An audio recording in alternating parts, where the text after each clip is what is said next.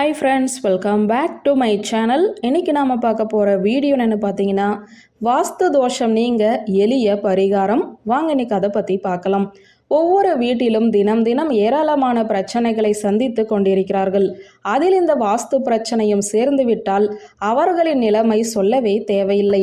நினைத்து பார்க்க முடியாத நேரத்தில் நினைக்காத துன்பமெல்லாம் வந்து சேரும். வீட்டில் வாழ்பவர்களுக்கு எதற்காக இத்தனை பிரச்சனைகள் நமக்கு வருகிறது என்று தெரியாமல் முழிப்பார்கள். இப்படியான பிரச்சனையை சொந்த வீடு, வாடகை வீடு என எந்த வீட்டில் வாழ்பவராக இருந்தாலும் சந்தித்து கொண்டுதான் இருக்கிறார்கள். சொந்த வீட்டுக்காரர்கள் பல லட்சங்கள் செலவு செய்து வீடு கட்டி இருப்பார்கள். திடீரென அதில் வாஸ்து தோஷம் என்றால் அவர்களால் மறுபடியும் அந்த செலவு செய்ய முடியாது. அதே போலத்தான் வாடகை வீட்டில் வாழ்பவர்களும் வீடு கிடைக்காத இந்த காலத்தில் வாஸ்து பிரச்சனைக்காக அடிக்கடி வீட்டை மாற்றி கொண்டிருக்கவும் முடியாது. இந்த பிரச்சனைகளை எளிதாக சரி செய்யக்கூடிய ஒரு அருமையான பரிகார முறையைத்தான் இன்னைக்கு நாம பார்க்க போறோம். வீடியோக்குள்ளே போகிறதுக்கு முன்னாடி எங்கள் சேனலை சப்ஸ்கிரைப் பண்ணாமல் இருந்தீங்கன்னா சப்ஸ்கிரைப் பண்ணிடுங்க. வாஸ்து தோஷம் நீங்க பரிகாரம். முதலில் சொந்த வீடு வைத்திருப்பவர்கள் செய்ய வேண்டிய பரிகார முறையை பற்றி பார்த்துடலாங்க. இந்த பரிகாரத்திற்கு நமக்கு பெருமாளின் அனுகிரகம் பெற்ற சங்கு தேவை. அது வலம்புரி சங்கு, இடம்புரி சங்கு எது வேண்டுமானாலும் வாங்கிக் கொள்ளுங்கள். உங்கள் வீட்டின் நிலைவாசலுக்கு அடுத்து வெளியே இந்த சங்கை புதைக்க வேண்டும். நிலைவாசலுக்கு வெளியே டைல்ஸ் போட்டிருந்தால் டைல்ஸ் எடுத்து விடுங்கள்.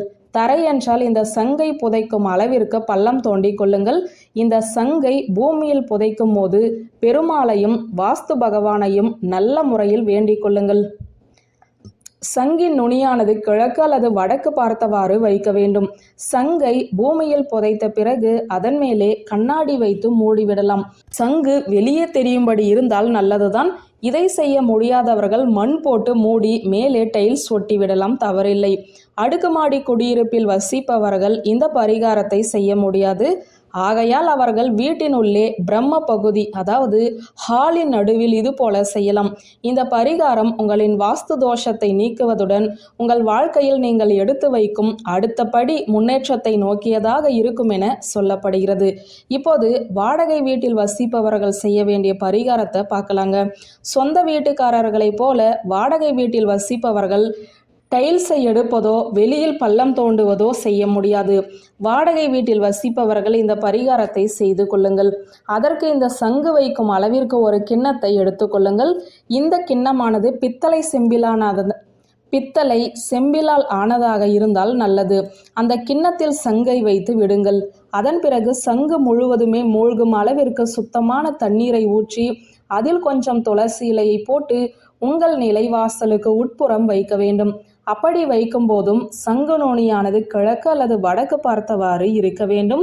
இதை வைக்கும் போது உங்கள் வீட்டில் உள்ள வாஸ்து பிரச்சனைகள் நீங்க வேண்டும் என மனதார பிரார்த்தனை செய்து கொள்ளுங்கள். இந்த தண்ணீரை மட்டும் தினம் தினம் மாற்றி வாருங்கள். இந்த பரிகாரத்தை செய்யும் போது வாஸ்து தோஷம் நீங்குவதோடு மட்டுமல்லாமல் வாடகை வீட்டில் வசிப்பவர்கள் சொந்த வீட்டிற்கு போகக்கூடிய வாய்ப்பையும் ஏற்படுத்தி கொடுக்கும் என சொல்லப்படுகிறது. இறைவனின் இறை சக்தி பெற்ற பொருள் இருக்கும் இடத்தில் எந்த தோஷமும் நெருங்காமல் நம்மை நல்ல முறையில் வாழ வைக்கும்.